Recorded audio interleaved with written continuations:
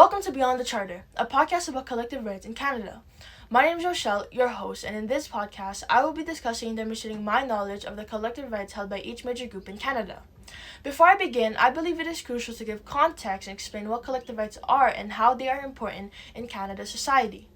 Collective rights are rights guaranteed to members belonging to a major group in Canada.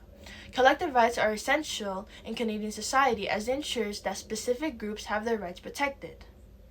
The main purpose of having collective rights is to affirm collective identity, which is shared by a group of people usually because of a common culture and language. It is also important to recognize that collective rights differ from individual rights. Citizens and permanent residents are entitled to individual rights, which are under the Charter of Rights and Freedoms. Collective rights, however, are rights entrenched in Canada's Constitution. These rights are given to Canadians because they belong to and are members of one of the major groups recognized in Canada. There are three major groups in Canada that have collective rights. These three groups are the Indigenous people, which include the First Nation, Métis, and the Inuit; Francophones, individuals whose first language is French; and Anglophones, individuals whose first language is English. Yes, while it is crucial to acknowledge the significance of recognizing other minority groups, such as people of color, women, the elderly, and etc., it is also imperative to understand why these groups have collective rights and are more widely recognized. There are several reasons why these three groups are entitled to collective rights, with their contribution to Canada being the most significant and important factor. Without these people, Canada would not exist today. Having explained the concept of collective rights, I will now shift my attention to delve further into the collective rights of Indigenous peoples, Francophones, and Anglophones, starting off with Indigenous people. The Indigenous people of Canada are the original inhabitants of the land, which have ancestral ties that date back thousands of years, way before the arrival of the Europeans. Canada's Constitution acknowledges three distinct groups of Indigenous people, each with their own unique culture, heritage, and history. These groups include the First Nations, who are the original inhabitants of Canada and were mistakenly referred to as Indians by the Europeans because they believed they landed in India; the Métis, who are the descendants of Indigenous and European settlers; and the Inuit, who are Indigenous people of the Arctic. In the Constitution Act of 1982, it recognizes the rights and freedoms of Indigenous peoples. Rights like having the ownership of the land, the right to use and occupy land and resources, self-government rights, and cultural and social rights. These rights are collective rights that come from their status as being the original peoples of Canada. Section 25 states in the Constitution, quote, "The guarantee in this Charter of certain rights and freedoms shall not be construed so as to abrogate or deviate from any Aboriginal treaty or other rights or freedoms that pertain to the Aboriginal peoples of Canada, including any rights or freedoms that have been recognized by the Royal Proclamation of October 7, 1763, and any rights or freedoms that now exist by way of land claims agreements or may be so required," end quote. This means that the rights and freedoms guaranteed by the Charter cannot take away or diminish any existing rights and freedoms of Indigenous peoples. This includes the rights that are mentioned in the Royal Proclamation of 1763 or any rights established through land claim agreements. Each Indigenous group has its own set of collective rights that are documented in various forms. These documents outline the rights and privileges that the Indigenous people are entitled to and serve as a reference for ensuring that these rights are respected and upheld. The collective rights of First Nations can be seen in the Indian Act, historic and modern treaties, and Canada's Constitution.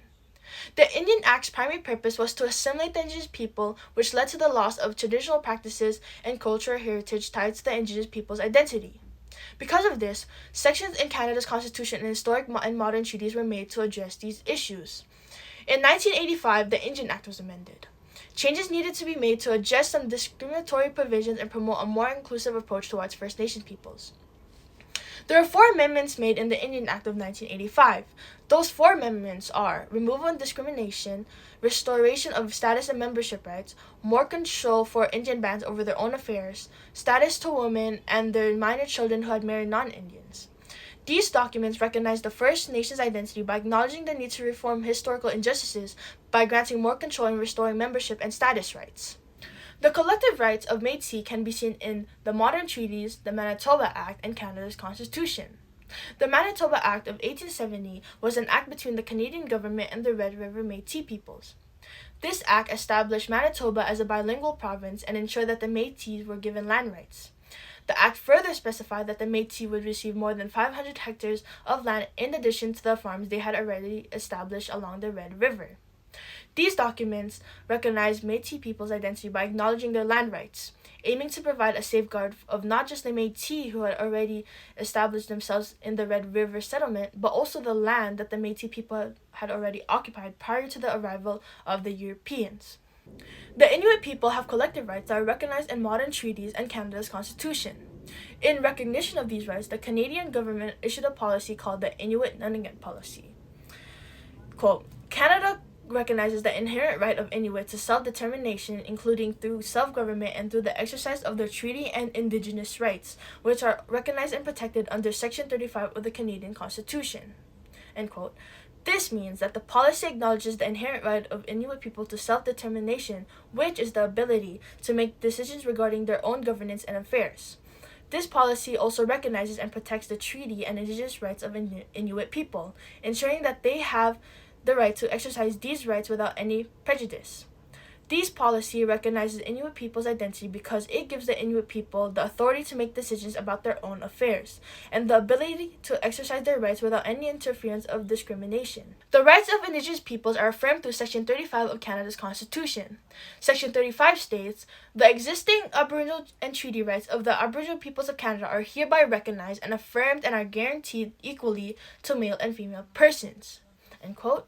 This means that the existing rights of Indigenous peoples in Canada are officially recognized and protected, and are guaranteed equally to both men and women. Indigenous peoples are entitled to their collective rights because of their historical and ancestral ties to the land. As the original inhabitants, they have developed a spiritual and cultural connection with their territories through many generations. These collective rights recognize their cultural identity, customs, languages, and etc. Upholding Indigenous collective rights is crucial not only for Indigenous people specifically, but also for fostering reconciliation and mutual respect between Indigenous and non-Indigenous peoples. Francophones refer to individuals who primarily speak French as their first language. Francophones have collective rights that protect their cultural identity. These rights include access to education in French, the recognition and value of the French language in public institutions, and the ability to participate in political and social life in French. There are various documents that outline the collective rights Francophones have in Canada. The first document is Bill 101, which aims to make French the predominant language in Quebec and limits access to English education. Yes, while the purpose is to make French the commonly used language, the bill has been criticized for excluding Anglophones. The second document is Official Bilingualism, which recognizes French and English as Canada's official languages, benefiting both Francophones and Anglophones. The third document is Section 23 of the Charter, Minority Language Educational Rights. This section ensures that citizens can access education in their preferred language. These rights allow Canadians to enroll their children in French language schools with a few exceptions, such as if their first language is already French. Citizens also have the right to have their children receive primary and secondary school instruction in the language of the English and minority population of their province. This means that parents can enroll their children in French schools in English-speaking areas and English schools in French-speaking areas. If there are enough children who speak a minority language to justify providing a facility, the province must provide and pay for it, ensuring that all citizens have equal access to education. These documents recognize Francophones' identity by affirming their right to use and preserve their language, ensuring that they have access to French language services, education, etc., and acknowledging the importance of their cultural heritage within Canada's society. Francophones are entitled to their collective rights due to historical and cultural significance of the French language and culture in Canada. They represent a linguistic minority in regions where English is the predominant language. Having collective rights, especially when it comes to language, is crucial for Francophones, as their language plays a significant role in shaping their distinct identity. Anglophones refer to people who primarily speak English as their first language.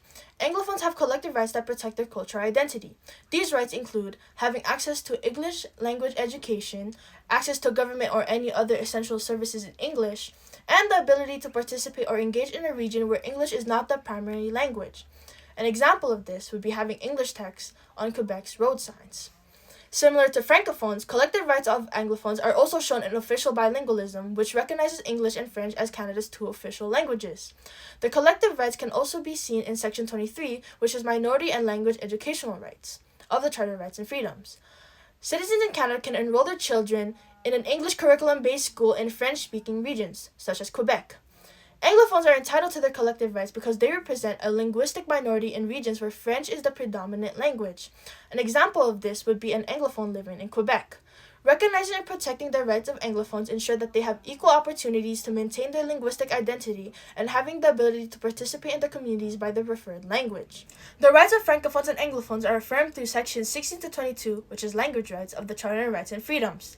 Section 16 to 22 states that in Canada, both English and French are recognized as official languages with equal status and rights. This means that they can be used interchangeably in Parliament, federal courts, and federal civil service locations like passport offices. Everyone has the right to use English or French in parliamentary debates and in other proceedings. Communication with the federal government can be conducted in either English or French. That brings us to the end of this podcast. I'm your host, Joshelle. Thank you for listening to Beyond the Charter. It is...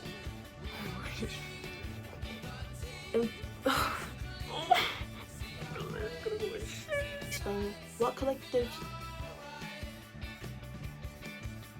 They are in session... What? Or can Indigenous rights guaranteed to in Canadian society. Oh my God.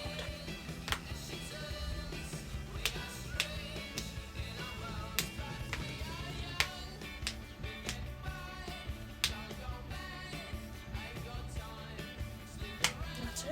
Acknowledge this culture, heritage, and history. And then get policy. Quote, Canada recognize...